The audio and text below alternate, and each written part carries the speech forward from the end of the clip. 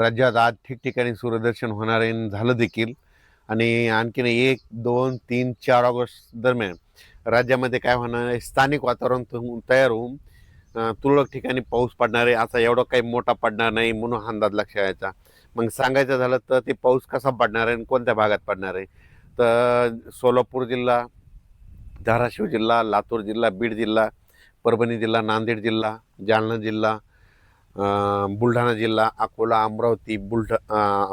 अमरावती, यवतमाळ, वाशिम, हिंगोली, नांदेड आणि चंद्रपूर, नागपूर ह्या पट्ट्यामध्ये काय होणार, स्थानिक वातावरण तयार होऊन काय होणार आहे, तर 5 ऑगस्टपर्यंत दुपारपर्यंत चांगलं ऊन पडणार आणि 2:30-3च्या नंतर अर्ध्या तासाचा 1 तासाचा जोराचा पाऊस पडणार आहे म्हणून हा अंदाज लक्षात यायचा.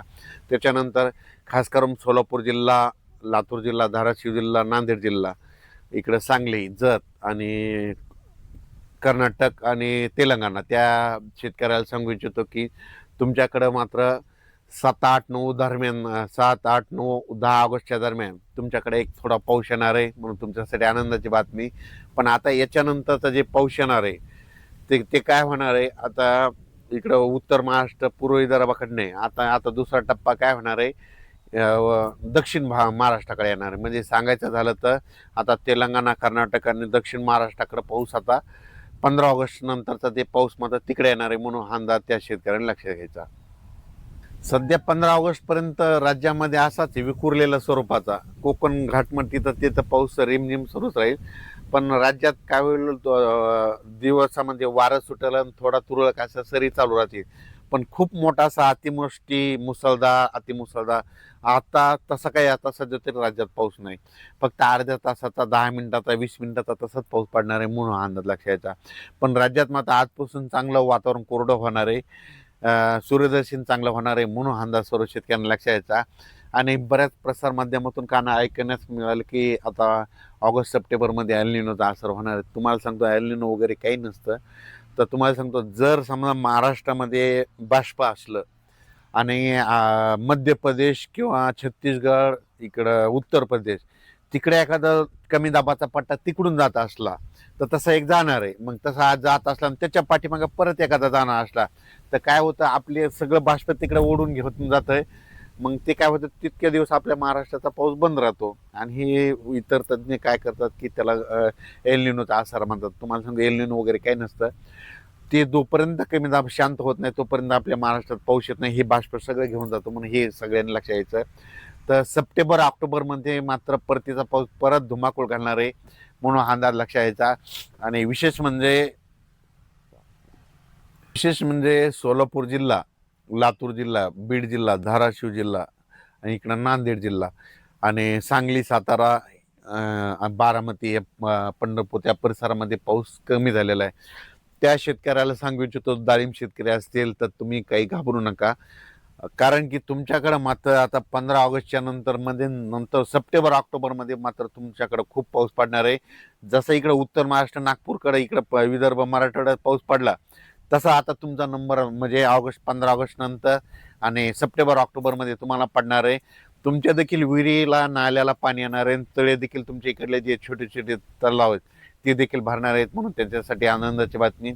आणि लातूरचं जे मांजरा धरण आहे तर त्याच्यात देखील पाणी येणार आहे म्हणून त्यांच्यासाठी आनंदाची बातमी. पण त्यांना पाणी येण्यासाठी तुम्हाला सांगतो 15 ऑगस्टच्या नंतर तिकडल्या याच्यात थोडं पाणी येईल. पण त्याच्यानंतर सप्टेंबर ऑक्टोबर मात्र मांजरा धरण देखील भरण्याच्या मार्गावर आहे म्हणून हे देखील त्यांनी लक्षात घ्यायचं. त्या महाराष्ट्रामध्ये काय झालं, काही काही ठिकाणी अतिमुसळधार पाऊस झाला, मुसळधार झाला, अतिवृष्टी झाली. काही जणांची शेतं खरडून गेले, वाहून गेले, पाणी साचलं.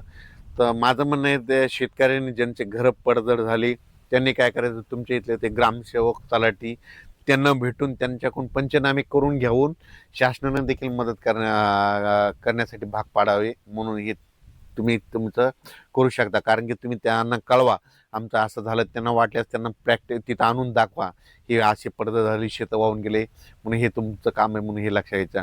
तुम्ही जर नाही जागितलं तर त्यांना काही कळू शकत नाही म्हणून तुम्ही स्वतःहून त्यांना जाऊन सांगावे. तेच महाराष्ट्राचं जे कोयना धरण आहे ते देखील भरलंय, त्याचं देखील पाणी सोडलं. त्याच्यानंतर इकडं गिरणा पट्ट्यातले धरणं धरले, बुलढाण्याकडले भरले आणि जायकवाडी धरण आहे ते मराठवाडीचे ताण भागवणार 77% झालं. आज ती जवळपास त्याची पण आवक चालूच आहे. तर ते आज मग उद्या त्याला मग 80% होणार आहे. आणि आज म्हणजे ह्या 15 ऑगस्टपर्यंत मात्र 10 ते 15 ऑगस्टपर्यंत 90% ते भरणार आहे म्हणून हे लक्षात यायचं. त्याच्यानंतर काय होणार, सप्टेंबर ऑक्टोबरमध्ये असाच पुन्हा परत एका पाठोपाठ चक्रीवादळ येणार आहेत, कमी दाबाचे पट्टे. त्याच्यामध्ये जे राहिलेले तळे ते देखील भरतील म्हणून हे लक्षात घ्यायचं. पण राज्यात मात्र जे छोटी छोटी पाझर तलाव ते देखील ह्या कालच्या पावसामध्ये इकडं जालना जिल्ह्यातले, बुलढाणा जिल्ह्यातले, जळगाव जिल्हा, धुळे जिल्हा त्या भागातले सगळे भरले आहेत. आणि जे काही थोडे राहिले ते आणखीन ते शेतकऱ्याला घाबरू नका, आणखीन सप्टेंबर ऑक्टोबरमध्ये खूप पाऊस पडणार आहे, त्याच्यामध्ये भरून जातील म्हणून हे लक्षात घ्यायचं. सोशल मीडियावर परत काय होईल की सप्टेंबर ऑक्टोबरमध्ये खंड पडणार आहे असे बरेच काही दिलेत. तर त्यांना एक सांगू इच्छितो की शेतकऱ्यांना काही घाबरू नका. उलट सप्टेंबर ऑक्टोबरमध्ये परतीचा पाऊस जास्त पडणार आहे. म्हणून परतीचा पाऊस हे निर्णायक असतो माहिती आहे का, त्याच्यावर रब्बी आणि खरीप दोन्ही येतं. म्हणून परतीचा पाऊस धुमाकूळ घालणार आहे म्हणून शेतकऱ्यांना लक्षात यायचं. खंड वगैरे काही पडणार नाही. फक्त काय असतं की मी म्हटलं ना, एका पाठोपाठ 2 चक्रीवादळ जर दुसऱ्या राज्यात झाले तर तोपर्यंत आपलं 10-20 दिवस आपलं पाऊस बंद होतं, एवढं लक्षात घ्यायचं. पण तितक्यामध्ये शेतकऱ्याचे कामे देखील आटपून जातात म्हणून हे लक्षात घ्यायचं. अचानक वातावरण बदललं तर परत एक मेसेज दिला जाईल.